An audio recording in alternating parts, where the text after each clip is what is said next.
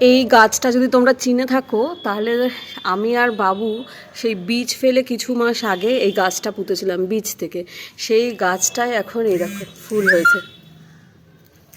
এই দেখো এখানে একটা ফুল হয়েছে, এখানে একটা ফুল হয়েছে, আর এই যে দারুণ বাবু, এই দেখ গাছটায় কি সুন্দর ফুল হয়েছে। আর আজ দেখো বাবাকে পুজো দিলাম এই গাছের প্রথম ফুল দিয়ে, কি সুন্দর লাগছে দেখো, দারুণ। হর হর মহাদেব, হর হর মহাদেব, হর হর মহাদেব। পুজো আমার শেষ হলো, এবার আমি চললাম অফিসের দিকে। বাচ্চা এখন 10:40, আর এই দেখো আমি অফিস পৌঁছে গেছি। রাস্তাঘাট খুবই ফাঁকা ছিল। যাই হোক, তোমাদের সকলকে জানাই রাস পূর্ণিমার অনেক অনেক শুভেচ্ছা এবং শুভকামনা। এবার আমি একটু অফিসের কাজকর্ম নিয়ে বসি তাহলে। কাজ চলছে দেখো, এখানে সব বসে আছি, এই আমার সরঞ্জাম, এই সমস্ত কিছু, আর আমার কাজ চলছে। বাচ্চা এখন 2:30, আর এই দেখো আমি চলে এসেছি আমার লাঞ্চ করতে। এই কচুরি আর এই তরকারিটা মারাত্মক বানায়। জাস্ট এমনি একটু নিজের একটু একটা ছোট্ট মতো একটা ভিডিও করে নিলাম। তোরাই খাবো। এই দেখো চলে এসেছি বৌদির বাড়িতে আজকে রাসের পুজোতে। আমার পুতো আছে, পুতো পুতো হাই করে দাও, পুতো হাই করে দাও। হাই, তুমি কি ঠাকুর দেখেছো? চলো আপু দেখতে যাবে? আপা দেখেনি তো, দেখবে তো? ঠিক আছে দেখবো, চলো দেখি। আর দেখো সরকার কে আছে, বৌদি বিধ্বস্ত, এদা যেটারি সকাল থেকে চলছে। এই যে সব আছে, সিন্নি সমস্ত পোশাক একা একা বানিয়েছে বেচারি। আর এই যে সব সুন্দরীরা বসে আছে এখানে। বৌদির বাড়ির পুজোতে যত পুজো হয় সেই পুজোতে যজ্ঞে আমি কখনো মানে অনুপস্থিত থাকি না। এই দেখো আজকে আমার কি কষ্ট হচ্ছে, যজ্ঞ হয়ে গেছে, হোমটায় আমি থাকতে পারলাম না। যাই হোক, হোমের টিপ পেয়েছি, চলো এবার রাধা মাধবের দর্শন করায়। যারা আমার প্রথম থেকেই আছো, যারা আমার সাথে, তারা বৌদির বাড়ির এই রাধা মাধবকে চেনো। তারাও তোমাদের যারা নতুন এসছে তাদের জন্য আর একবার, আর তোমাদের জন্য তো আছেই। এই দেখো, জয় রাধা মাধব, জয় রাধা, জয় রাধা।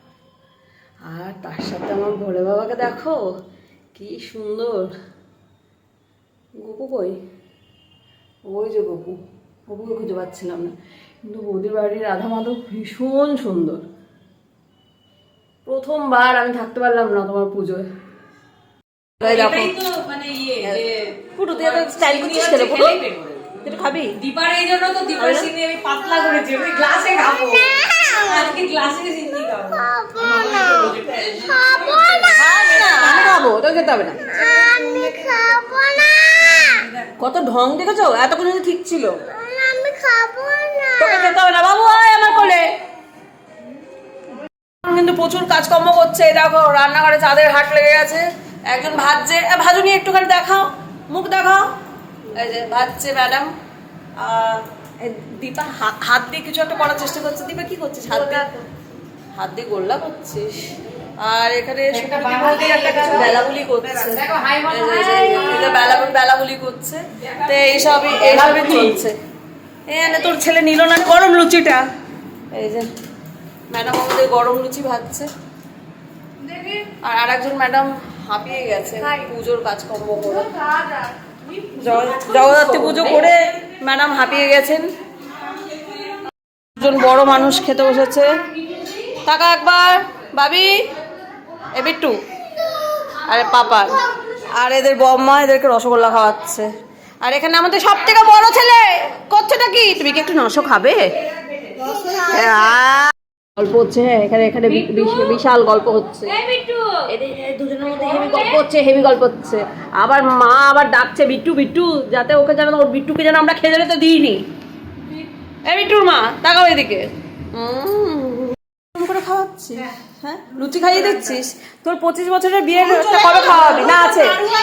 এই তুই নাড়ু পরে বল, তুই বল যে তোর 25 বছরের খাওয়াটা যদি খাওয়ালি না, চেপে গেলি পুরোপুরি ভাবে। শোন এখন না আমি বল বল বল বল বৌদি কবে খাওয়াবে? তুই বেঁচে থাকবি, আমি মরে যাবো। বাধা আছে, তোকে প্রথম দেখছি জীবনে যে তুই আরে তুই রোগা হয়ে যাচ্ছিস, তুই খা। এই তো খেয়ে আমি বসে পড়ছি। এই যে আমাদের খাওয়া শুরু হয়ে গেছে, লুচি, আলুর দম, ছোলার ডাল, এটা কি সুজি, আর কি আছে রে? ও গৃহিণী, আর কি আছে আপনার? তাহলে 25 বছরের ব্যাপারটা এখনো ব্যাপারটা ঠিক হলো না, ওটা এবার ঠিক করতে হবে বসে। বাচ্চা এখন 10:30, বৌদির বাড়ি থেকে এই বেরিয়ে গেলাম, সবাই চলে গেল, আমিও এবার বেরিয়ে গেলাম, এবার যাচ্ছি বাড়ির দিকে। আর বৌদি আবার কিছু এই যে দিয়ে দিল, মায়ের জন্য একটু শিরনি, একটু আলুর দম দিয়ে দিল। বাচ্চা এখন 10:45, মানে 11:15, আর এই জাস্ট বাড়ি ঢুকলাম। যদি আজকের এই ব্লগটা তোমাদের ভালো লেগে থাকে, please do like, comment, share and subscribe my channel Bindaaswala. ভালো থেকো সবাই, বাই।